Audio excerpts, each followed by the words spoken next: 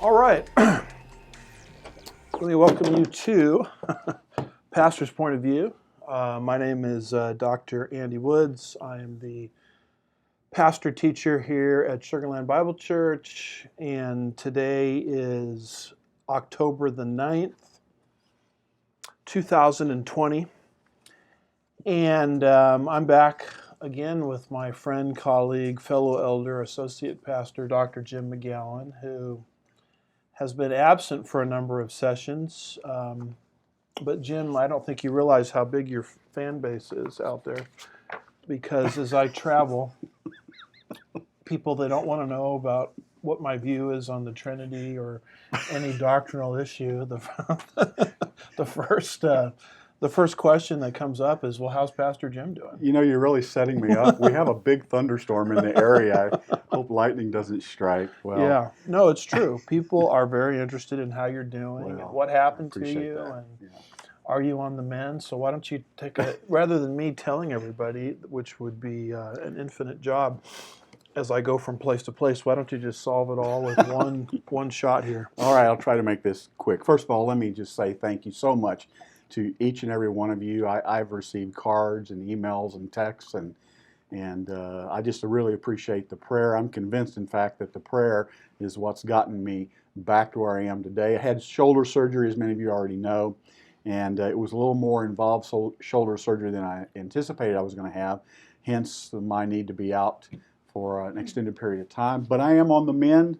I'm still going to physical therapy 2 times a day every day, and that's fun. Yeah. So keep me in your prayers. I appreciate that. But yeah, God's good. It's good to be back. So a pretty serious surgery that was more complicated than what was originally anticipated. Yeah. And the road back has been gradual, but indeed. But progress has been made. Absolutely. So that's right. Yes. It's good to have you back. We always, of course, appreciate when Tamalia is here too. Oh, what a great job she did filling in. She does a wonderful job. And if I flinch during the course of anything you see, just chalk it up to just normal. It's okay.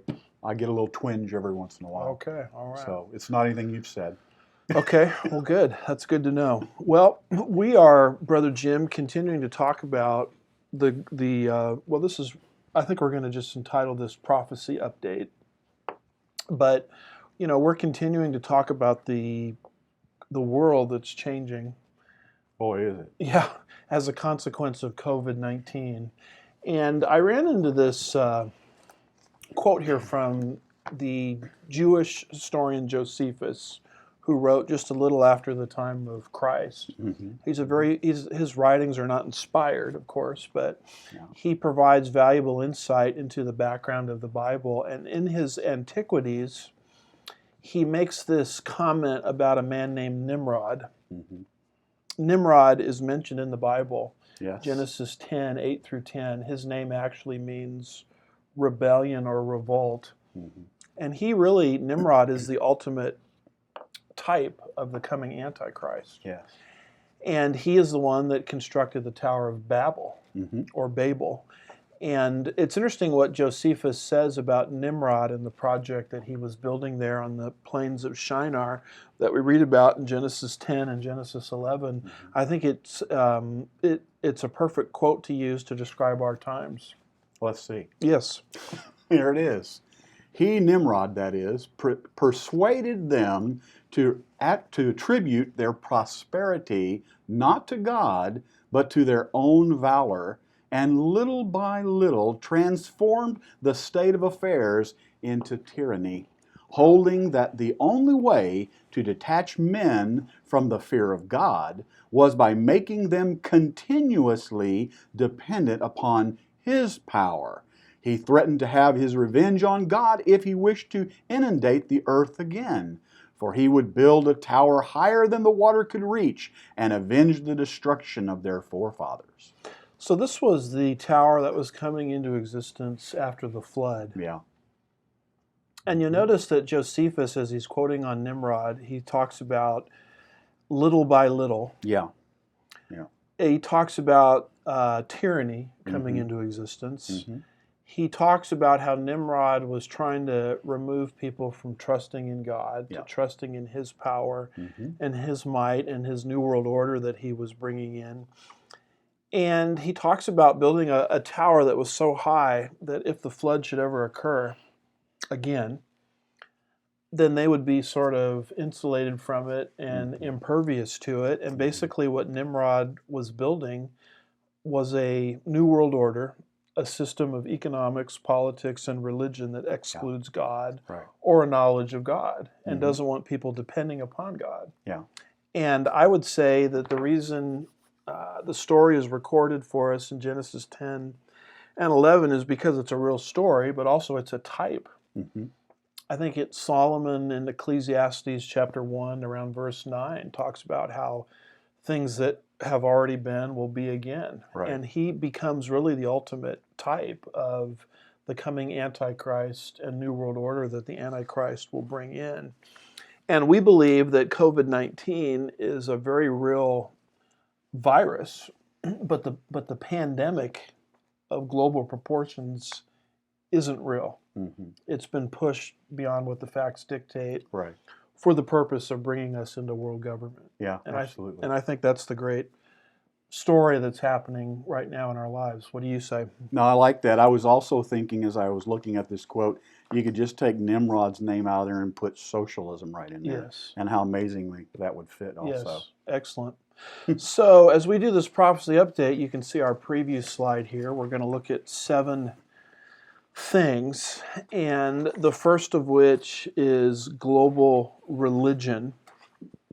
We have in our Bible a prophecy about the coming one world religious system called the harlot, and it's described in Revelation 17 verse 15. And remind it, what does that verse say? All right, reading from the New American Standard 95 update again, Revelation 17:15, and he said to me, the waters which you saw where the harlot sits are peoples and multitudes and nations and tongues. Now, when you study the harlot, where the harlot sits, the harlot in the Bible is always representative of false religion. And you'll notice that the harlot is influencing the waters. And the waters here are described for us as peoples, multitudes, nations, and tongues. By the way, those are the same 4 categories that you'll find in Revelation 5 verse 9 concerning those for whom Christ died. Christ died for the world. So the repetition of those terms indicates that this harlot or this one world system that's coming is going to influence the entire globe. And when you get into the subject of world government, this is the part of the equation that often gets missed. The New World Order can't just have an economic leg and a political leg. It's got to have a religious leg. You've got to have somebody talking everybody into this, that this is the right thing to do, the moral thing to do. In the case of the Pope, which who we're going to quote in just a minute, is the so-called Christian. I put Christian in quotation marks. the Christian thing to do.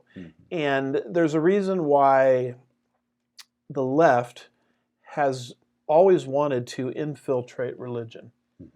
I think they're doing it today through liberation theology and other things. But they need that religious arm to tell people that the socialism, communism, one worldism that they're being pushed into is actually a spiritual thing. It's the wolves in sheep's clothing idea. Bingo. And you see that imagery with Christ as he describes false prophets. I think the second beast in Revelation 13 is described that way. And we have now, and these headlines that we give are all recent things. We now have the Pope Francis in an encyclical that he just gave.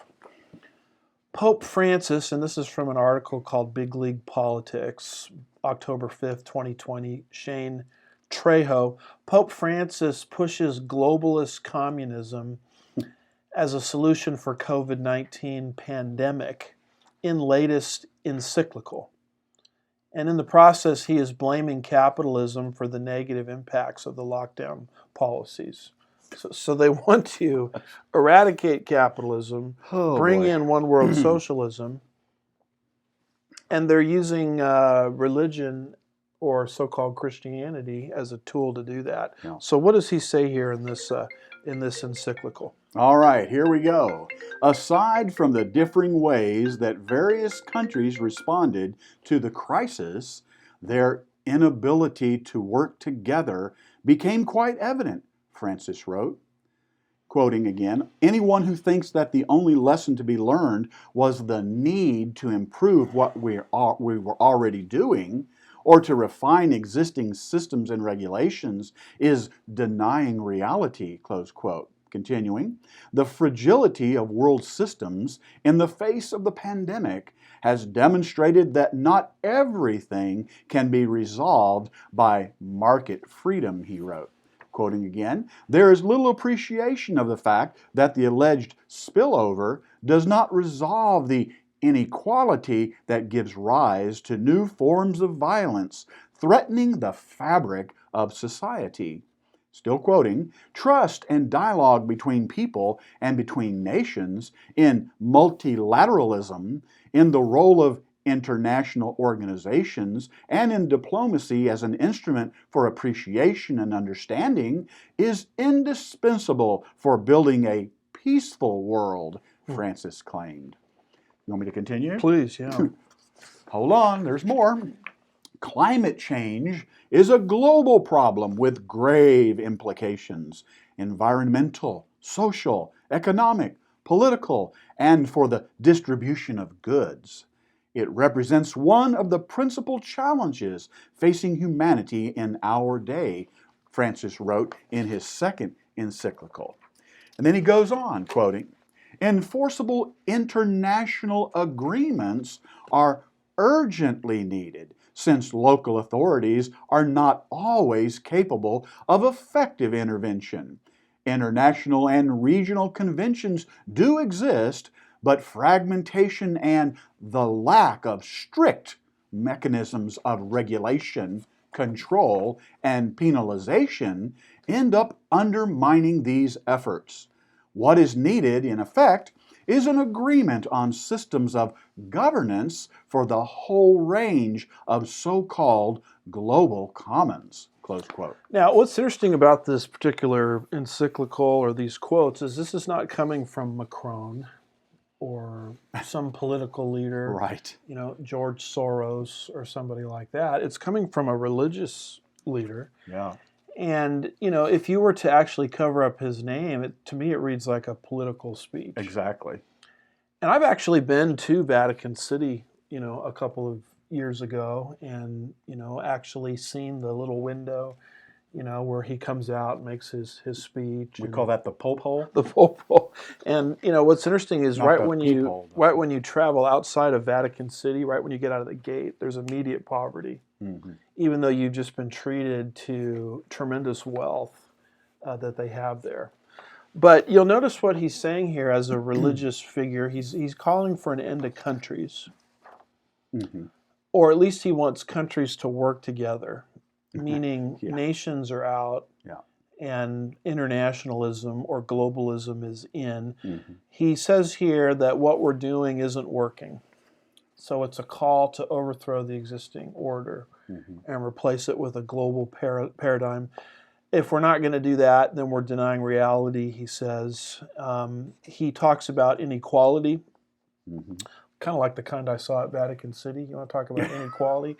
It's unbelievable. You step right outside the gate and people are coming up to you within 30 seconds, and I'm not exaggerating. I know. You know, asking for money and handouts, even though they have this wealth accumulated probably over 1,000 years, telling people they've got to give money to the popery to pay Uncle Joe or whoever out of purgatory. Right, right. And that's how they were able to accumulate this vast wealth that they have there. But he's complaining about inequality. He's talking about trust and dialogue between nations. He's talking about multilateralism. And that's the only way we're going to have a peaceful world. Climate change, they haven't given up on that. He's using Got to throw that in there, you know. COVID-19 alongside climate change. The distribution of goods is another word for Marxism. International agreements is basically the idea that nations have to acquiesce authority to supranational, Right. transnational government and international and regional conventions. You got to have regions first. Countries conglomerated into regions. Mm-hmm. I would see Daniel 7 there. Yeah. With the 10 horns Yeah. that will, Daniel 7:23, subdue the whole earth. And then those regions will ultimately give way to one worldism. Mm-hmm. And he talks about governance for the whole range of so-called global commons. So this is global religion in the process of being formed. This is not a political leader. I guess he is a political leader in a sense, but this is actually coming from a religious leader. Yeah. And this is the religious leg of the three-legged stool of the coming New World Order. Yeah, what really just jumps off the page here, and I've got it highlighted, is he names all these different things you just mentioned, and then he comes and he says, the lack of strict mechanisms of regulation, control, and penalization have to be set up. Wow. Think about that. So penalization meaning objectors suffer punishment. Is that what it means? I mean, that's the way I would read it. Sounds that way. And if you're an objector, you're a non-Christian. You know, it kind of throws me back in time to the Inquisition. Yes. Yes, and they would know something about that, wouldn't they? Yeah. Mm-hmm. And so if you're an objector, you're going against what's spiritually good for all of us. Mm-hmm. Well, a second category here, which is highly related, is the rise of the religious left. Now, when I was coming of age as a Christian, the big boogeyman was the religious right. Yes. You know, it was D. James Kennedy, James Dobson, the late Jerry Falwell. Yes, the moral majority. Yeah, moral majority, and they, and today it's almost like you never even hear about the religious right anymore. Yeah. I mean, the people that are voicing their opinions aggressively is not even so much the religious right. It's the religious left. Mm. And one of the things that the religious left is very upset about, based on the last election cycle of 2016, is the very high percentage of Christians, evangelical Christians, that voted for Donald Trump. Mm-hmm. I think it was somewhere between 75 to 78% of really Bible-believing Christians supported Trump. And once that happened, that freaked these people out. In fact, we did a couple of pastors' points of views on that concerning the Wheaton conclave or gathering. The secret enclave. And folks can go back and review pastors' point of view numbers 50 and 51, where all of these Christian leaders from all of these seminaries got together and basically were trying to, carve out an explanation as to why Christians shouldn't be doing that kind of thing. Yeah. Now, they didn't invite any conservatives, as we covered, just liberal theologians. That's why I say secret. Yeah. And so the religious left, this is all the outworking of the religious left. And so one of the things that people need to really distinguish as we're getting closer to this election cycle is the voice of the religious left. Mm-hmm. The voice of the religious left hates the fact that Christians vote overwhelmingly supermajority for the Republicans. Mm-hmm. And something else they hate is what they call single issue voting. In other words, if we all get behind a candidate because he or she is pro-life, and we reject other candidates out of hand from the other party because they're pro-abortion, they hate that. They don't like that. Yeah. And they talk about how we're single-issue voters. I mean, God forbid that we should try to step in and stop the Holocaust on the unborn. It's the worst Holocaust in human history, as far as I can tell. Yeah. Maybe there's some exceptions to that, but you look at how many Jews Hitler killed versus how many people have been slaughtered in the womb, via abortion on demand since Roe versus Wade, 1973. So they're really upset that we look at our Bible. We see God is against that practice. It's the Molech spirit, really. Yes, indeed. And we get out and we vote for candidates that will stand against that Holocaust. And if we do that, they call us single-issue voters. Yeah. And this is a tool that the religious left is using to wean us away from Trump in this election cycle and the Republican Party in general. And there are voices within evangelicalism that you folks out there, and even myself, like and listen to. But they are, to a large extent, puppets of the religious left. One of them, I'm very sad to report on here, is Tony Evans. Yeah. I frankly like a lot of the things Tony Evans says. He's a fellow graduate of Dallas Seminary, just like I am. But he has been saying a lot of things lately along this vein of the religious left. And so we have this article from Reformation Charlotte by Jeff Maples, September 29th, 2020. The title of it is Tony Evans Implies We Must Embrace Socialism to Have a Biblical View on the Role of Government. Yeah. So this single issue voting is for the birds, is what they're saying. We really need to factor that in, but also factor in candidates that want to come in and make all things equal, because that's the Christian way of thinking. So go ahead and read that opening paragraph to us, if you could. All right. Tony Evans has fully embraced the social justice movement within the Southern Baptist Convention and has joined the ranks of evangelical leaders like Tim Keller, who have exchanged the gospel of saving grace for a gospel of social equity. Evans, like all social justice-minded evangelicals, have embraced the notion that social inequity is as repugnant to God as killing children in the womb. I have to pause there, let that sink in. Yeah. Evans, like Tim Keller, Russell Moore, and others, believe that unless Christians embrace a government that is dedicated to solving these social inequities, these Christians don't hold to a biblical view of the role of government. Evans, who believes that it's okay to balance out the murder of millions of innocent children with redistribution of wealth, it's been a while, a solidly progressive ideology, wants us to take these things into consideration and come to the understanding that in order to be pro-life, we must embrace the socialist policies of the progressive left. There we go. Now, we've got a couple of excerpts from his sermon where Tony Evans basically gave a sermon arguing that point. This was part of a sermon series preached at his church, Oak Cliff Bible Church in Texas, September 27th, 2020. Did you catch the title of this sermon series? It's called Kingdom Voting. I did notice that. I did indeed. I thought Tony Evans was premillennial. I thought he believed that the kingdom is yet future.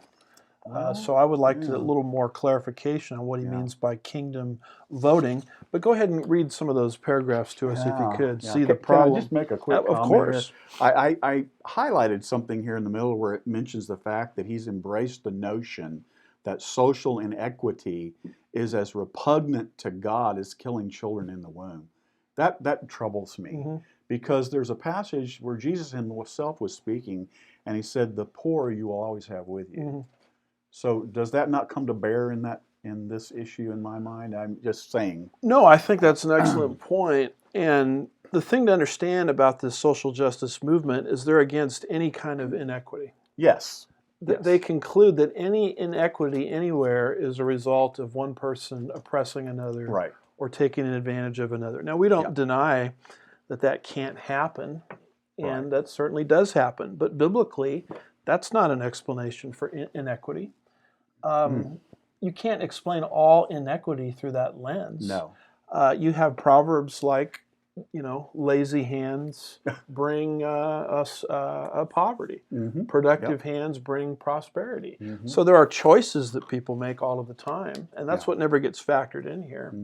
That may have something to do with inequality. So he wants this inequality to be front and center alongside the Holocaust on the unborn. And that's their interpretation of Jesus' ministry. And that's their interpretation of what we as Christians ought to be out correcting. And this is the way they're misusing the Bible, I think, to get us away from single That's issue voting. Misusing the Bible. So what does he say here in this All right, sermon? now we're quoting his sermon, right? Yep. All right. See, the problem we get in with voting is that we choose a term insurance policy, not a whole life insurance policy, he said. We choose a pre-born insurance policy and not a post-born insurance policy because we do not view all of life in terms of the image of God. And as a result, Christians take sides. That's what he's upset with. There it is right there. And continue. Still please. quoting him here. When we allow, I at least appreciate the fact that he included himself here, when we allow the poor to have worse education than others because they don't have the same dollar bill, when we don't care about the health, listen to what we allow and we don't care, right? That's right. I'm sorry, this makes my blood boil just Sure. a little bit. When we don't care about the health, well-being of people who do not have access to adequate health care, when we reduce their dignity, we have attacked God. And when we reduce it by law or by practice, then that's called post-life abortion, because you are aborting either the length of their existence or the well-being of their existence. So it just depends on which abortion you're talking about, close quote. So there's two abortions. There's the abortion in the womb, which he is saying we ought to stand against. That's a no-brainer. But there's the abortion out of the womb. Yeah. So what's the abortion out of the womb? It's a child growing up in an unequal society without all of these socialist goodies. Universal health care, cradle-to-grave public education, etc. So you'll notice that what he's trying to do is he's trying to equate the Holocaust on the unborn with a society that is not Marxist or socialist or communist. That's basically what he's doing. And he's trying to use the Bible to get this point across. Well, the sad thing also here is what he's doing is he's taking an issue that's, and this is just my opinion, right? Sure. He's taking a legitimate issue, abortion, which brings with it, of necessity, very deep-seated emotions. Yes. And then he's attaching a different issue onto that and trying to stir up the same kind of emotion for it. And when did he start this sermon series? Well, this sermon was given September 27th. If this is a series, it's going to end right alongside early October, early November, commensurate with the next election. Surprise. Yeah. Now, here's another article, Christian Post. Tony Evans urges Christian voters on life issue. Don't ignore abortion outside the womb, by Leah, Marianne Klett. And just read that paragraph to us if you could. All right. It's also quoting from his sermon. Okay, here's the quote. Don't just talk to me about moral laws. Talk to me about it, but don't put a period there. Talk to me also about the just application of the law without discrimination. Talk to me not only about what you're going to do with the poor, but how you're going to handle the rich who are breaking my standard. But because they have money, they can bypass it or eat their way out of it, he said. I'm not even sure what that means, but he goes, no, there's two kinds of abortions. There's abortion in the womb, but there's abortion on your way to the tomb so that people don't get to live out their divinely ordained destiny. So it's kind of an Occupy Wall Street mentality. Capitalism is evil, and that's the abortion we need to consider alongside the abortion taking place inside the womb of the mother. This is the voice of the religious left.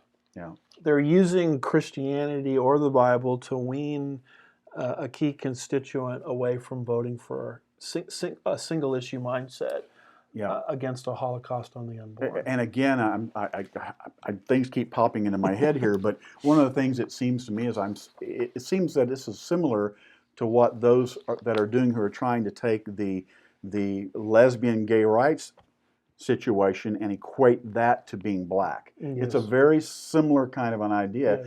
We take a legitimate issue and now we're going to get something that's illegitimate and we're going to associate it with that to get your emotions and everything involved in it. Yeah, and you get a few movers and shakers like Tony Evans, who's pretty popular. His books and study Bible and everything else is all over everything Christian and evangelical. And you stifle a few voices like our own to speak against it, and people won't know the difference, will they? Yeah. And I think that's part of the game plan. Now, commensurate with this is a Washington Post article by Sarah Pulliam, if I'm pronouncing that right, Bailey, October 2nd, 2020, and it goes right along with the religious left. The title of the article is "A New Group of Evangelical Leaders," so these are people that claim to be Christian, are forming in support of Biden. I've even seen a group with this name, Pro-Lifers for Biden. And it's the same type of mentality. Why don't you read that to us if you could? All right. When he was a pastor of a prominent megachurch in Orlando, Joel Hunter never told anyone how he voted. But like many white evangelical leaders, he picked Donald Trump in 2016. Trump was friendly with the conservative Christian community, and Hunter thought, well, let's give it a shot. Hillary Clinton, now quoting him, Hillary Clinton never did reach out to the evangelical community. So that's his criteria here, right? So he goes on. So I thought, we're not going to have much of an influence or impact on policy with her, but we might with Trump. On Friday, Hunter will join other evangelicals who represent major Christian institutions to launch a group, Pro-Life Evangelicals for Biden, describing the Democrats' overall agenda as closer to what they call a, quote, biblically balanced agenda, even though they disagree with Biden on abortion rights. The group favoring Biden, set up by longtime evangelical leaders Ron Sider and Rich Mao, includes several leaders who have since retired from major evangelical institutions. I'm so tempted to say thank you, Jesus, here. Among them is John Huffman, who was board chair of Christianity Today magazine, a lifelong Republican and former pastor to President Richard Nixon. He is planning to vote for a Democrat for the first time. The group for Biden also includes Jerusha Duford, the South Carolina-based granddaughter of late evangelist the Reverend Billy Graham, who said that she feels passionately about showing voters who describe themselves as pro-life that they can support a Democratic president. Well, if they're going to interview here this Jerusha Duford, if I'm pronouncing that name right, the South Carolina-based granddaughter of the late evangelist Billy Graham, can we have equal time with his own son, Franklin Graham? Gee, what a thought. Who's very strong pro-Trump supporter. No, what's happening with the religious left, and we reported on this a few shows ago, is they're actually trying to get Franklin Graham removed from his position at Samaritan's Purse because he's outspoken in favor of Donald Trump. So this is the way the religious left works. It gets all of these people that are movers and shakers within evangelicalism, like Tony Evans, to start articulating this biblical idea that Christianity is just as compatible with leftism as it is rightism, if those are even words. Now, you'll notice some of the folks that they got here. This guy, Ron Sider, they make it sound like this guy, Ron Sider, is just some kind of neutral, seeker of truth. The guy, I've heard his name for years. He is a hardcore, what I would call liberation theologian. He's right in there in the same camp with Anthony Campolo and others. These aren't people that are suddenly, they tried Trump out, let's try something else. These are people that are hardcore left. Jim Wallace would be in that same of Sojourners Ministries, I think is what his so-called ministry is called, is in that same ilk. And then you'll notice that they've got this guy, John Huffman, who was the board chair of Christianity Today.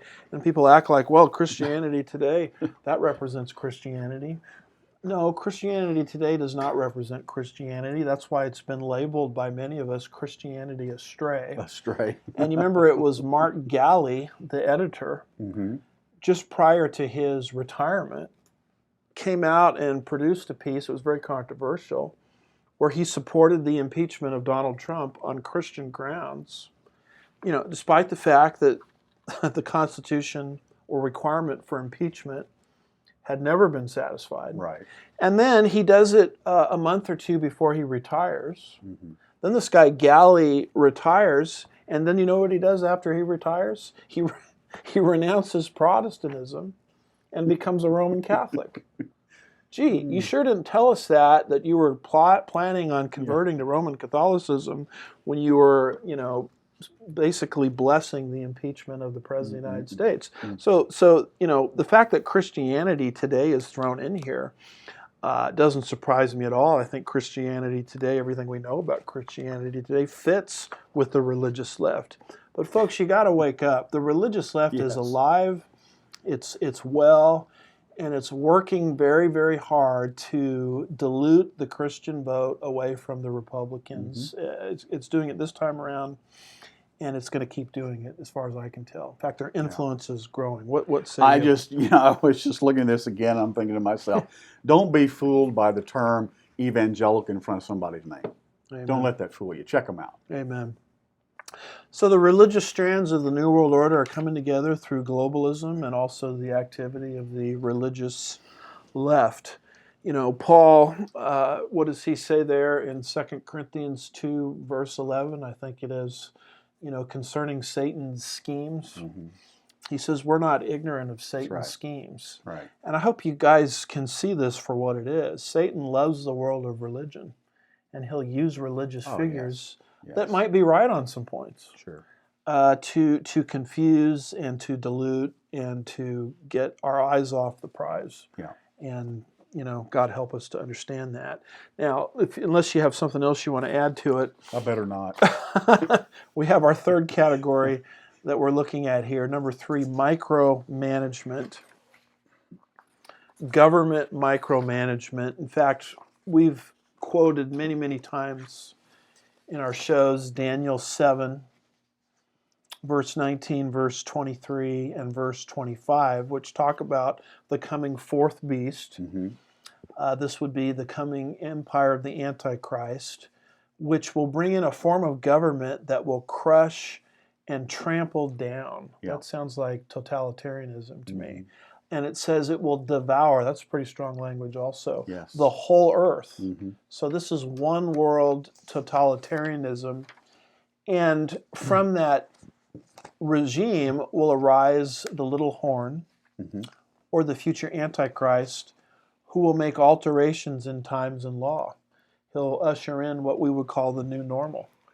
And so I believe to a large extent this is how COVID-19 is being played today, because we're tolerating one incursion after another of our most fundamental rights that we wouldn't have tolerated 5 to 6 months ago. That's exactly right. Yeah. So it's the old cook the frog. Yeah, explain that. We talk about again, where if you want to cook a bullfrog, you put a pot on the stove with cold water or lukewarm water, and you put the frog in there, and he'll just swim all day long, have a good old time, and you just slowly start to crank that heat up, and then the more you do it, the less he recognizes it, and pretty soon you got boiled frog legs. Yeah, and if you turn the heat up too fast, he'll jump out. If you turn it too fast, he'll jump right out. Just turn it up a little bit. So people for a long time have said, well, you don't really believe we're coming into a system where you can't buy or sell unless you receive a mark on your right hand or forehead. Well, look at that to a large extent is already happening. Oh yeah. Yeah. Maybe you don't have the mark on your right hand or forehead, but you can't shop, you can't travel, you can't do countless other things unless you have the mask. And that is psychological preparation. Yep. And you notice that these mask requirements are not decreasing. No. In fact, they're increasing. So we have this article from westernjournal.com by Jack Davis, October 6th, 2020, and it says this: Gavin Newsom, that's the governor of California, Gavin Newsom's office warns diners. In other words, as folks are getting ready in the great state of California to go out and eat over the weekend, Gavin Newsom's office warns diners to wear masks in between bites. In between bites. I like that. So the way it works, at least here in Texas, is you wear your mask to get into the restaurant, and then you sit down, everybody has a big laugh, and we take the mask off, and we have our iced tea, and Eat our steak or eat our barbecue. steak, and so forth, and then we put the mask on to walk out. To walk out to the parking lot to take it off. And it's a joke. It is a joke.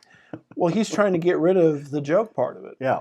He's basically saying, okay, as you're eating, I guess you can take your mask off, because I don't know how you can eat with your mask on. But make sure you put it back on in between bites. And so you've got a governor that is micromanaging how people eat. I've got a mask here. Should we demonstrate this? No, thank you. Actually, we have a screenshot of this, a tweet from the office of the governor of California. The tweet is, going out to eat with members of your household this weekend, ? Don't forget to keep your mask on in between bites. Do your part to keep those around you healthy. We need Uncle Sam doing it. Do your part to keep those around you healthy. So what does this article say that we referenced earlier? Last week, Newsom's office chided anyone eating in public to wear a mask in between bites. Quoting, going out to eat with members of your household this weekend, Newsom's office tweeted Friday, don't forget to keep your mask on in between bites. Do your part to keep those around you healthy. The image that accompanied the text included the words, now watch this, minimize the number of times you take your mask off. Yeah, in fact, if we could put that tweet back up again, you'll see that image in yellow just beneath it. Minimize the number of times you take your mask off. So which is it? Shall I continue reading? Please. Did y'all get that? That was a Texas form at all. Spot the contradiction? Nick Kangatis wrote for the Media Research Center, quoting, in one sentence, Newsom's office wants you to be masked in between bites of your food should you go out to dinner with your family. Then in the graphic, just 2 sentences later, they tell people to minimize the number of times you take your mask off, he wrote. Now, he says, now I'm no mathematician, but wouldn't you be taking off your mask a ton if you'd had to put it back on in between bites? Hello. Well, this is how you recognize government propaganda, is there's massive contradictions, within it. Gosh. And the only reason I bring this up is I want people to understand what is happening with this mask requirement and COVID-19. It's a violation of your most basic liberties, even your right to breathe fresh air and having to breathe your own waste. Right down to micromanaging what people do in the state of California in between bites. And if they can interfere with this, what can't they interfere with? I wouldn't think much. And this is how the big government is being brought in. Are they going to have a guard standing at each table? Well, don't give them the idea. Boy. That may come next. And the interesting thing about all of this, as we move to our fourth category here, is really the subject of a loss of religious freedom. Not only is fundamental rights like breathing and eating being micromanaged, but one of the freedoms that we hold dear here at Sugarland Bible Church is a loss of religious freedom is being jeopardized as well. And we have another blue state governor. It's interesting to me that all of these incursions on freedom of religion are happening in these blue states. Yeah. The article is from PJ Media, and it says Virginia forces Christian ministries to adopt government ideology or pay $100,000. This is scary. And this was put out by Tyler O'Neill, September 30th, 2020, and it concerns what's happening in the blue Virginia state that is governed by Ralph Northam. And what does that say? 3 Christian schools and a Christian network of pregnancy centers are suing Attorney General Mark Herring, Democrat, Virginia, in order to prevent Virginia from implementing 2 pro-LGBT laws that force, quote, people of faith to adopt a particular government ideology under threat of punishment, close quote. The 2 laws purport to prevent, quoting, discrimination against LGBT people, but in reality, they force Christian ministries to choose between violating their sincerely held religious beliefs or paying hefty fines as much as $100,000 per offense. The so-called Virginia Values Act SB 868, which Governor Ralph Northam signed on Holy Saturday, the day before Easter Sunday, in the middle of a pandemic, compels churches, religious schools, and Christian ministries to hire employees who do not share their stated beliefs on marriage, sexuality, and gender identity. A companion law, HB 1429, requires ministries and others like them to pay for transgender surgery in employee health care plans, a procedure that violates these ministries' convictions. But Virginia's new law forces these ministries to abandon and adjust their convictions or pay crippling fines in direct violation of the Virginia Constitution and other state laws. Let me interrupt you there just for the sake of time, but it goes on and it talks about banning ministries from even communicating their biblical beliefs. Yeah. And then the article sort of ends that it's putting these ministries in an impossible position. They must abandon their religious convictions that they were founded upon, or be willing to face investigations and an onerous administrative process and fines up to $100,000 for each violation. Now, I don't know, Brother Jim, of any ministry, particularly a mid-sized ministry or a small ministry, that can survive these types of crippling offenses. But I want people to understand what's happening in the state of Virginia and other places. This is just one of many examples that we could quote, is the concept of equality, whatever that means, is elevated above and beyond religious convictions. So that means if you have a belief about the fact that men are born men and not women, if you're against gender fluidity, if you're in favor of not hiring someone who is a cross-dresser in your ministry, if you are in favor of not hiring someone that violates your sexual standards, heterosexual monogamy, someone that's a swinger, or someone that's a homosexual, pedophile, or a pedophile, then you're violating equality in their minds. And you now come under the force of law. And you have to comply, or you're going to be punished and driven out of business. And this is the reality now in Virginia. And this is the reality worldwide. This is where the left wants to take us. Now, the religious left that's so enamored with Biden and Harris, I never hear them mentioning these issues. But you're looking at the legal destruction of Christianity if the left gets the upper hand in this country through the sick, perverted mindset of equality and how religious biblical convictions must bow the knee to this concept of equality. What say you? Well, what I really think this is all about, when you come right down to it, it's being in the position of power to be able to determine the definition of equality. You see, once you get that, the game's lost. And that's what they're attempting to do. They're trying to redefine equality and then come back and then challenge the church, challenge the Bible, and say, well, that's out of date. It doesn't stand up to our standard. And your standards need to buckle. Well, yes. And they need to comply. Right. And folks, you don't think that elections have consequences? This is a Democrat governor in a blue state.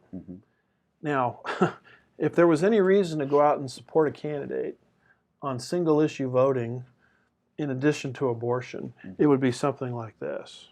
You put the wrong people in office at the presidential level, at the governor level, and this will become the norm faster than you can shake a stick at it. That's right. And may God help us to understand the things that are coming our direction here in North America against Christianity. Can I make a quick tie-in? Of course. You know, our very first point here, we were talking about global religion, and we were quoting the Pope. And you remember that point that I emphasized what he said? Yes. He talked about strict mechanisms of regulation, control, and penalization. Yes. Well, that's what we just read about. There you go. And there's our picture of Governor Northam, if I'm pronouncing his name right, who is behind this whole thing. Get that article, folks, that we quoted earlier and read that. I wish we had time to go over all of it. But this takes us to our fifth category, which is technology.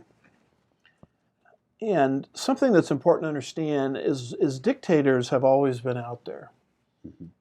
There are people with an Adolf Hitler mindset in any generation. Right. What's different about our generation is today they have a technology to pull it off worldwide that Adolf Hitler could have only dreamed of. Yeah.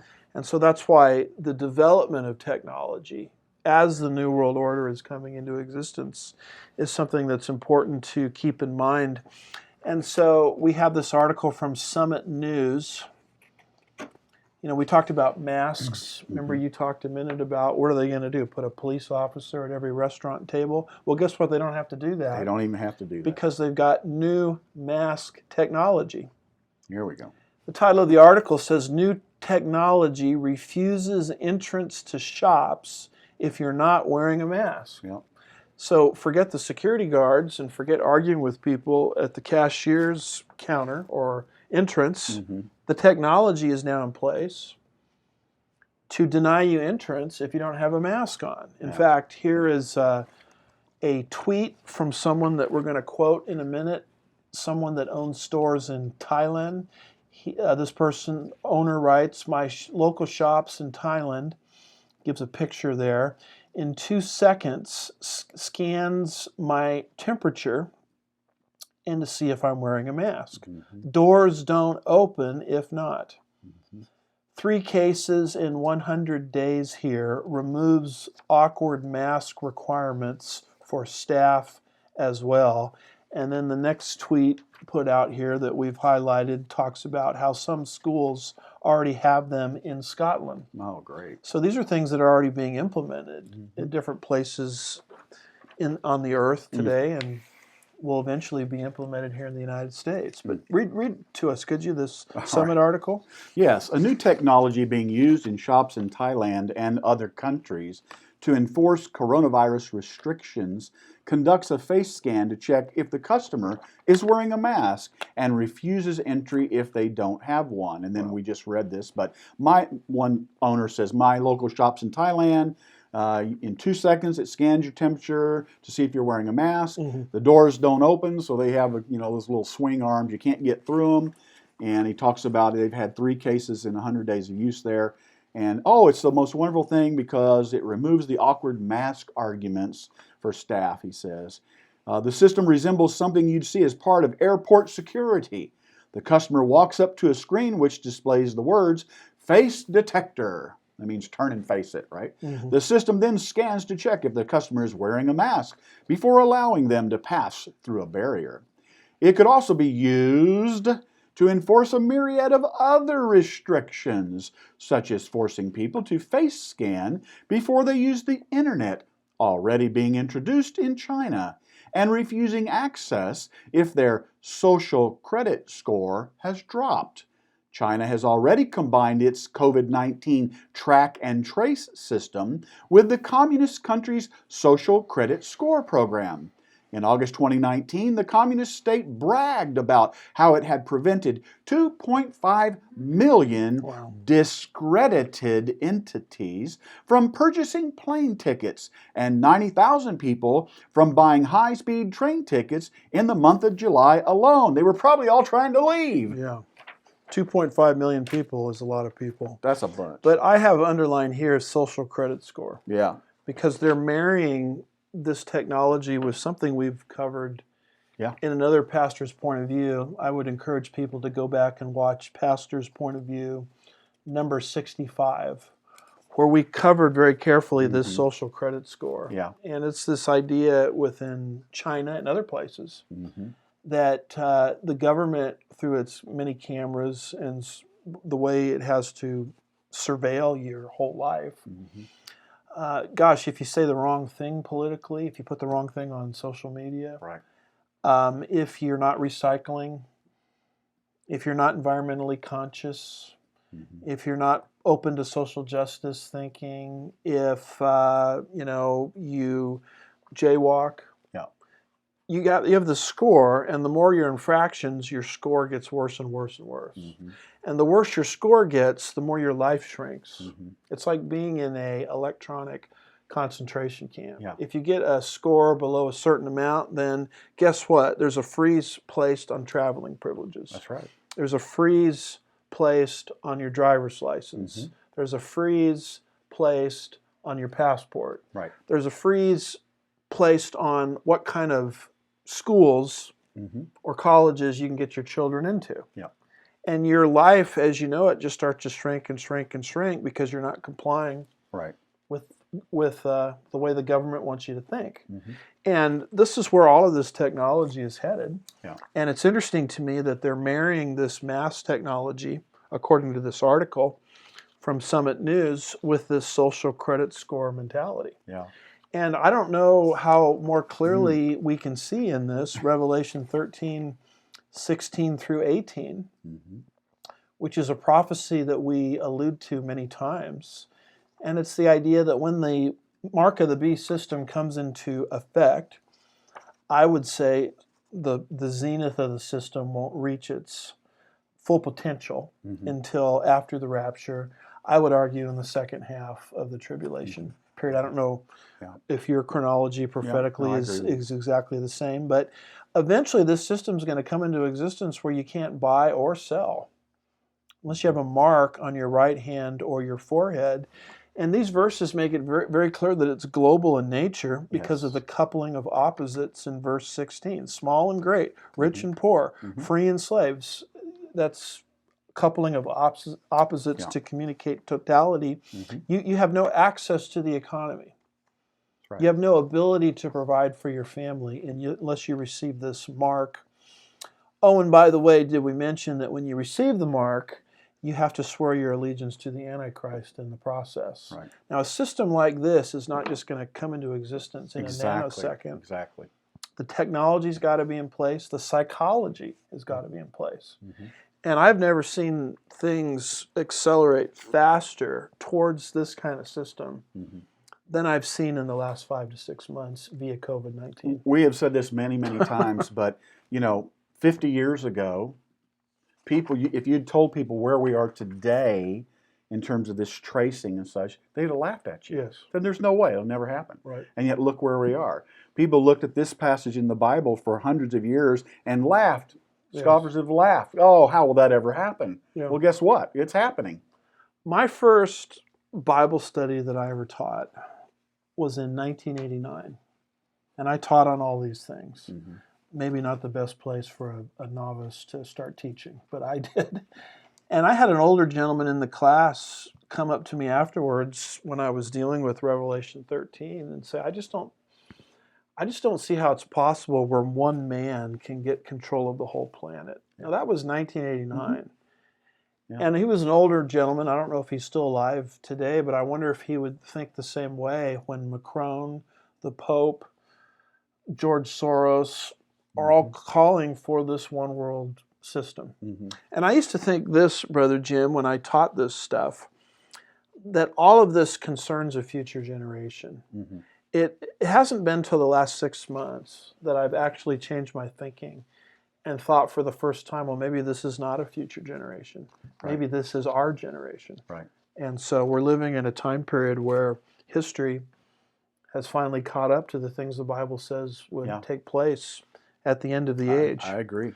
And a related subject, this takes us to number 6 here, is this whole subject of cashless. We've already looked at Revelation 13, 16 through 18, where you can't buy or sell Mhm. without receiving a mark. That's the idea of a society without cash. Mhm. And one of the things to understand is one world government has always wanted to phase out cash. Right. Because once everybody's financial transactions are digitized, there's a paper trail. And I can tell everything there is to know about somebody. Mm-hmm. Are they for me or against me? Mm-hmm. Just based on their buying patterns. Right. And, it's like my wife who's doing the filming today, will, look at electronics and tell that I went over to Arby's and got a roast beef sandwich. And I'm busted. I told you not to do that. Yeah. Now, the good old days, she never knew I went to Arby's because everybody was taking cash. Now she knows I went to Arby's. And you can't even pay cash to deceive her anymore. That's right. And that's kind of a funny thing that I'm sharing, but you can take that small little thing and compound it, and you can understand why the forces of globalism hate the subject of cash, why they want to phase out cash. Even this virus, they're saying we've got to phase out the cash because of the virus, as if the virus can't live on a credit card, I guess. Mm-hmm. So all of these arguments are... It's an intelligent virus. Yeah. All these arguments are constantly being made to phase out cash. Yeah.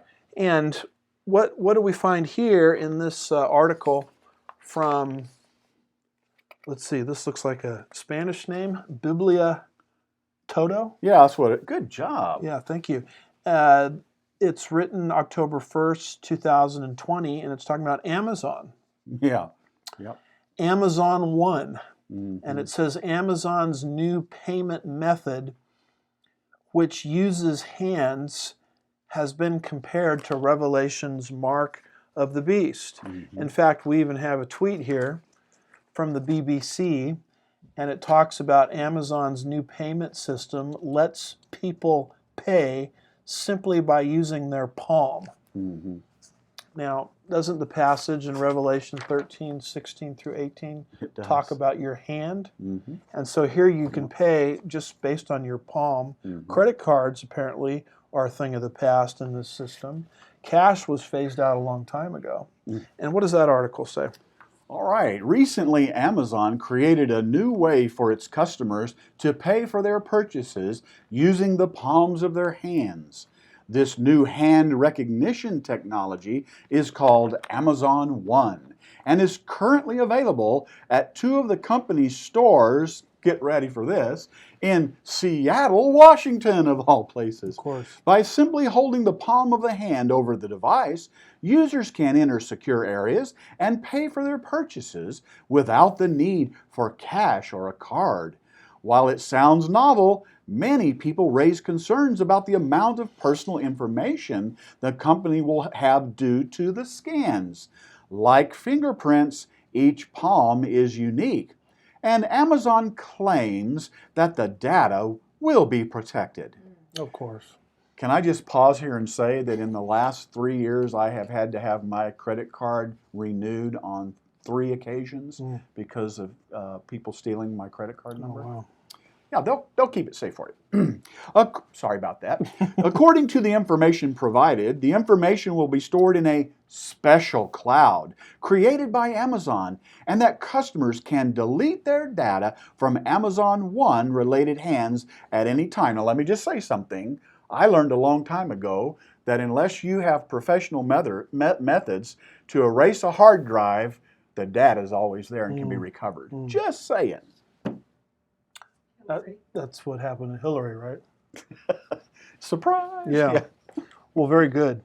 So you finished that, didn't you? I did. I was so wrapped up in what you're saying. I'm sorry, I got carried away. I lost your train of thought. Lost my train of thought. Amazon One. Yeah. So cashless cashless technology.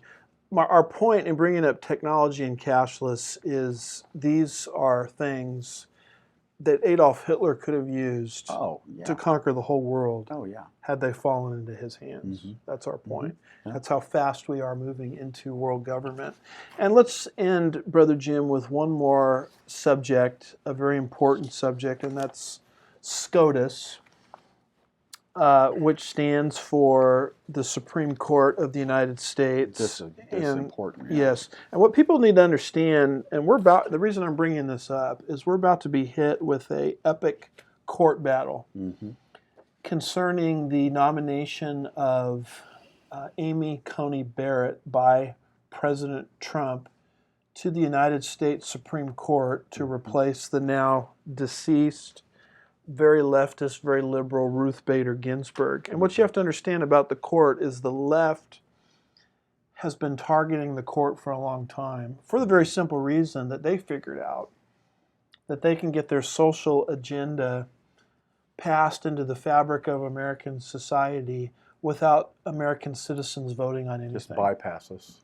Now, you folks out there, you never voted on whether Christianity should be removed from the schools. That's right.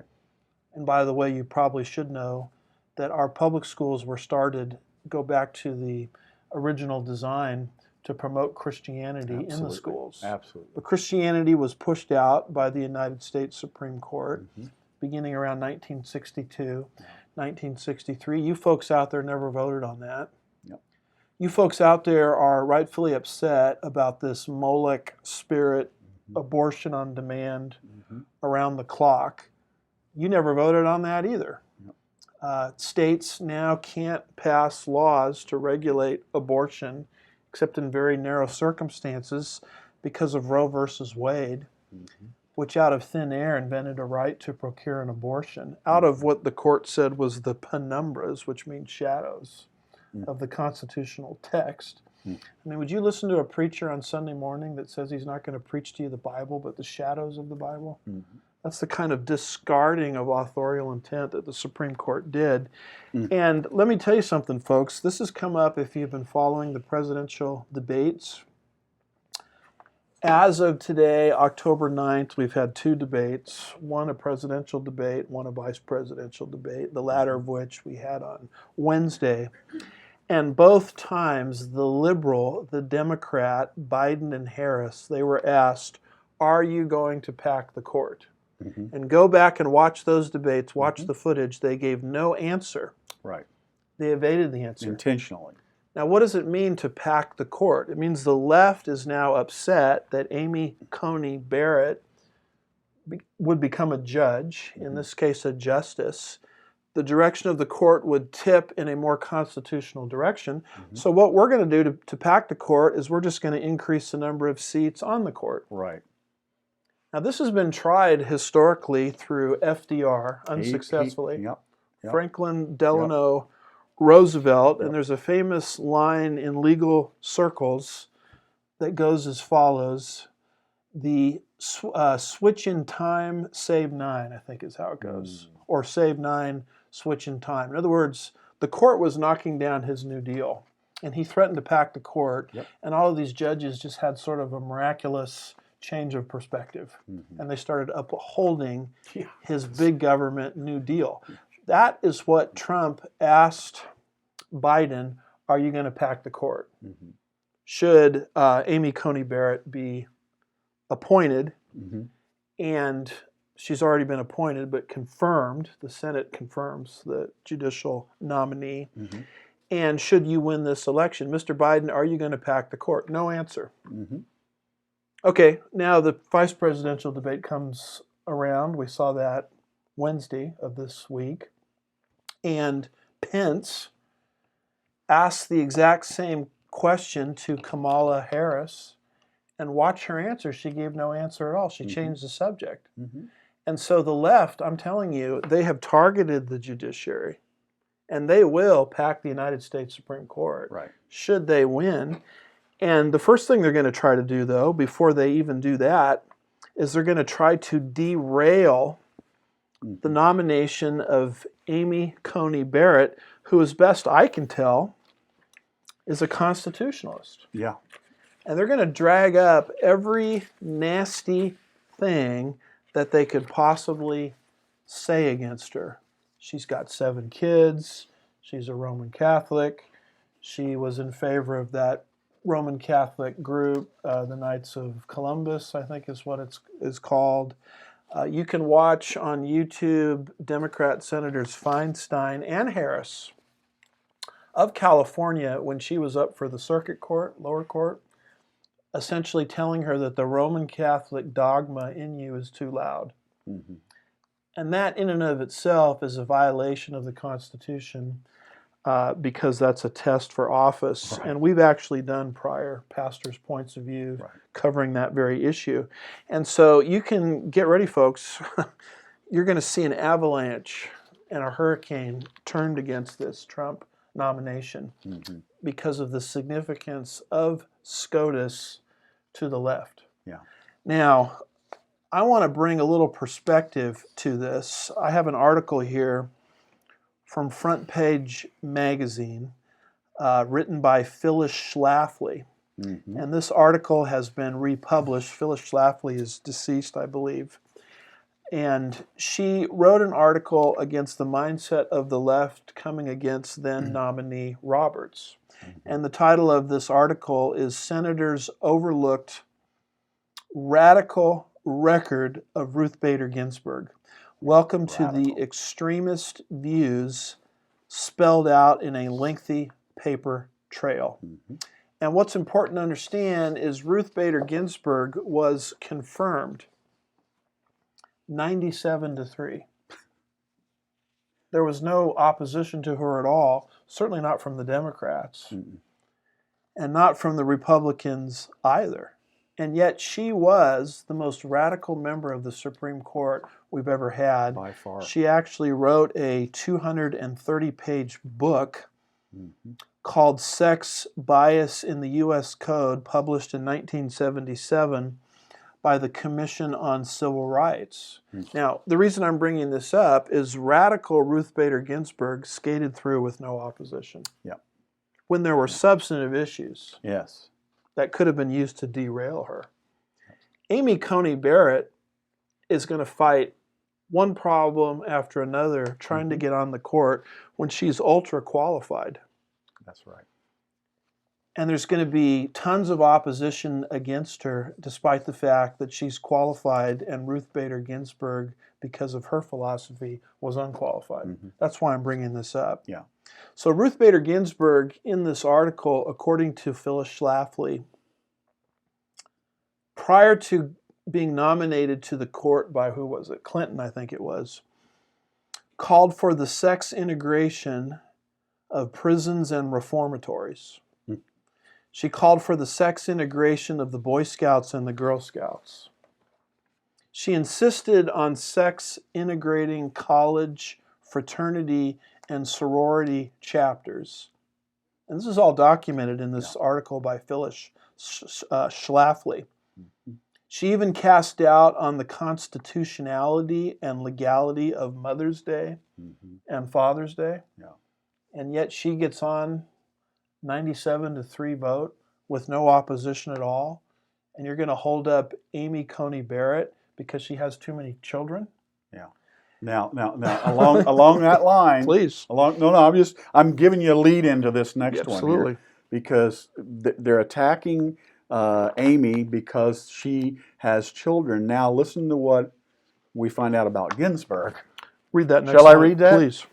Ginsburg called for reducing the age of consent for sexual acts to people who are less than 12 years old.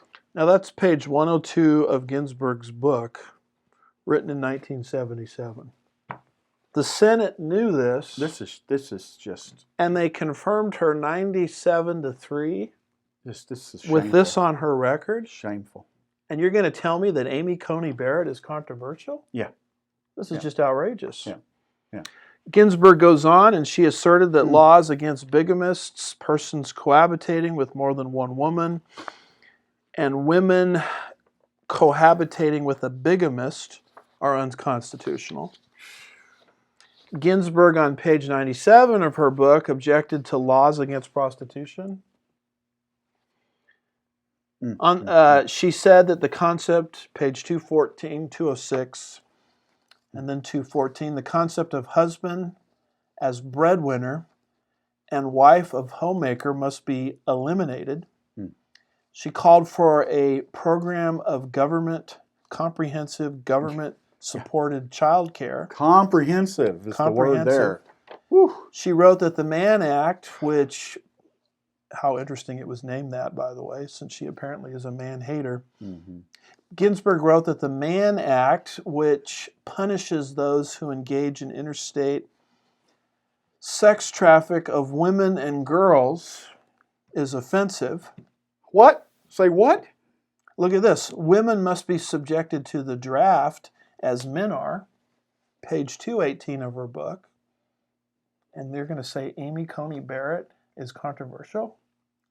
I mean, you had 2 daughters, have 2 daughters. Well, I'm just You thinking about raised that. 2 daughters. I'm thinking about that one you read up there about the interstate sex traffic. I mean, what's in the news all the time here in the area? Human sex trafficking. And here is Ruth Bader Ginsburg in 1977 wanting to come against that. She's confirmed 97-3 with no opposition from the Republicans. Mm. Just remember this, folks, when they're tossing up all of these silly arguments against Amy Coney Barrett. Just remember the true person that's controversial. Yes. That skated through with no problem. Yes. This idea that women must be subject to the draft is horrifying to me as a father of a daughter. Yes. Ginsburg listed hundreds of sexist words that must be eliminated from all statutes.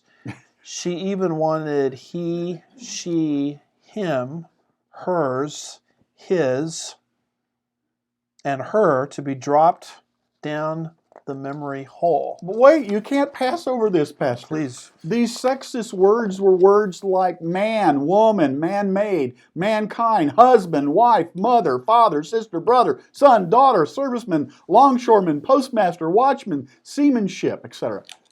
Those are sexist words. That's unbelievable. She wants taxpayer-funded I abortions need a towel. to be a constitutional right. Good gracious. See, they don't just want abortion on demand. No. They want you to pay for it. That's right. And if we won't pay for it, we're violating the Constitution. She wants affirmative, or wanted, she's now gone. She's off to her eternal reward, Ruth Bader Ginsburg. But she called for affirmative action, hiring quotas for career women, using police as an example. She says all of this in 1977. It's in a 230-page book. She's confirmed 97-3.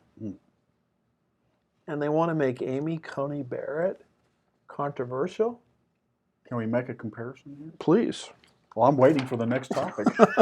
Let's see what we have to say about Amy. Yeah. Right? So I just want people to understand why the left has targeted the bench. And I want people to keep some perspective as they hear this avalanche of attacks that are about to come against Amy Coney Barrett and Donald Trump for having the audacity to nominate her. And I want you to compare that to how easy Ruth Bader Ginsburg was treated, despite the fact that Ruth Bader Ginsburg, by any reasonable standard, was far more radical and controversial than anything Amy Coney Barrett could ever think of. But see, to the left, Amy Coney Barrett is controversial because she believes in the Constitution. Yeah. And in the process, she will unseat the left social agenda that they pushed on us through the unelected judiciary. Now, our last point here is an unlikely source praises Amy Coney Barrett from The Blaze, September 27th, 2020. The article is Amy Coney Barrett receives endorsement from a very unlikely source. This unlikely source calls her highly qualified to serve. The person that's speaking here is Noah Feldman, a constitutional scholar who testified, and I listened to his testimony when it was taking place on C-SPAN, who testified at Donald Trump's impeachment hearings. So this Feldman is about as left as they come. And yet even he says, I may not agree with the philosophy of Amy Coney Barrett, but she's highly qualified. So read that to us as our final piece here today. All right.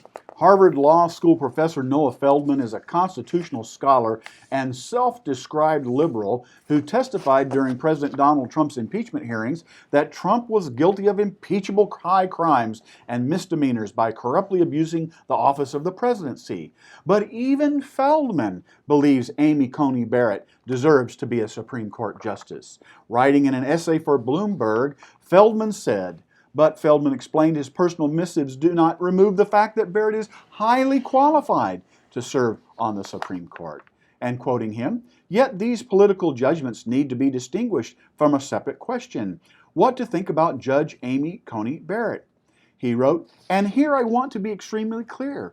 Regardless of what you or I may think of the circumstances of this nomination, Barrett is highly qualified to serve on the Supreme Court. Still quoting, I disagree with much of her judicial philosophy and expect to disagree with many, maybe even most, of her future votes and opinion. Yet, despite this disagreement, I know her to be a brilliant and conscientious lawyer who will analyze and decide cases in good faith, applying the jurisprudential principles to which she is committed. Those are the basic criteria for being a good justice. Barrett meets and exceeds them, he explained. Boy, somebody needs to tell some of these other appointees. Feldman went on to say, a Republican is president and the Senate is Republican. Elections have consequences, and so do justices' decisions about when or whether to retire. Trump is almost certainly going to get his pick confirmed. Given that reality, it is better for the Republic to have a principled, brilliant lawyer on the bench than a weaker candidate. That's Barrett. This is Feldman saying this. To add to her merits, Barrett is a sincere, lovely person. I never heard her utter a word that wasn't thoughtful and kind, including in the heat of real disagreement about important subjects. She will be an ideal colleague. I don't really believe in judicial temperament because some of the greatest justices were irascible, difficult, and mercurial. But if you do believe in an ideal judicial temperament of calm and decorum, rest assured that Barrett has it. Still quoting, Barrett is also a profoundly conservative thinker and a deeply committed Catholic. What of it? Constitutional interpretation draws on the full resources of the human mind. These beliefs should not be treated as disqualifying, Feldman said. We have a Supreme Court nominee who is a brilliant lawyer, a genuine and good person, and someone who holds views about how to interpret the law that I think are wrong and, in certain respects, misguided. I hope the senators at her hearing treat her with respect. Last paragraph, still quoting. And when she is confirmed, I am going to accept it as the consequence of the constitutional rules we have and the choices we collectively and individually have made. And I'm going to be confident that Barrett is going to be a good justice, maybe even a great one, even if I disagree with her all the way, Feldman wrote. Now, this is coming from someone that's opposite her on the ideological This is spectrum. not a friend. This is not a friend, Yep. interpretation-wise or politically. So as this storm is about to hit Amy Coney Barrett, I hope people will think about two things. Number one, the testimony that we just read from one of her ideological rivals, Noah Feldman.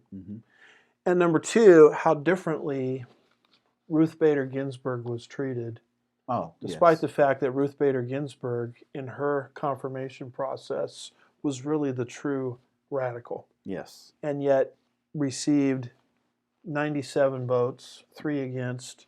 It wasn't even a confirmation process. It was more of a coronation ceremony. Yeah. Amy Coney Barrett's not going to receive that. Nothing like that. And unless you have this history, you're going to swept into thinking she's something other than what she is. Right. So, folks, that kind of concludes our prophecy update. Looked at a lot of subjects today: global religion, the rise of the religious left, government micromanagement, loss of religious freedom, technology and the cashless economy paving the way for the New World Order. and the significance of the United States Supreme Court and the great battle that is about to ensue. We don't like to leave our shows without a note of optimism, Yes. and so, yes, Satan is getting his global reset right now. Yeah. But according to Daniel 2, there's coming a stone cut without human hands that will shatter the Antichrist's empire in an instant. Yes. And will grow and grow and grow until it fills the whole earth. Yes. And Jesus is going to get his global reset. Amen. And Satan gets 42 months, Mm-hmm. but Jesus gets eternity. Amen. And so we have to be in a right relationship with the Lord. Yes. Faith alone in Christ alone, which you can receive Christ now, even as I am talking, Yes. to make sure that we're on the right side of history. Amen. And our hope is not in being able to beat back the New World Order, stop the New World Order, make America great again, get our guy in the presidency for another 4 years. Mm-hmm. Where ultimately does our hope come from? It comes from Titus 2, verse 13, which says, Yes, Titus 2:13, looking for the blessed hope and the appearing of the glory of our great God and Savior, Christ Jesus. Amen. So do us a favor, if you appreciate the message of this ministry, could you click share there on Facebook? Could you sign up for our YouTube channel? Just put my name, Andy Woods, into the YouTube search engine and sign up for a free subscription. Click the bell if you want notifications. We had originally planned to do 2 shows today, partly because my wife said I'll never make it through all of this in an hour. And I argued with her, and guess what? She was right. We went an hour and a half. So next week there is no pastor's point of view, but we're going to be back together not on the 16th because I'll be traveling, but we'll be back on the October 23rd. Yes. Any closing thoughts from you? Well, we will retain a point of view. We just won't be broadcasting. That's right. That's right. Anyway, again, thank you all so much for praying for me. Yes. And I really appreciate it. I ask you to keep praying for me, but also pray for this ministry because we want to reach even more people. We feel like there's folks out there that need to hear what's being shared here, and we thank you for your support. And keep Amy Coney Barrett in your prayers. Yeah. That's right. And folks, make sure you show up and vote November 3rd. Boy, that's right. You know, Yes. every 4 years, Yes. people always say this is the most important election in our lifetime. And, you know, you hear stuff like that enough times and it's easy to let it go in one ear and out the other. The difference is, I think this time, they're probably right. Yeah. This is going to be a game changer depending on which way it goes. So we'll see you next time, hopefully on the 23rd. God bless you. Thanks for watching. God bless.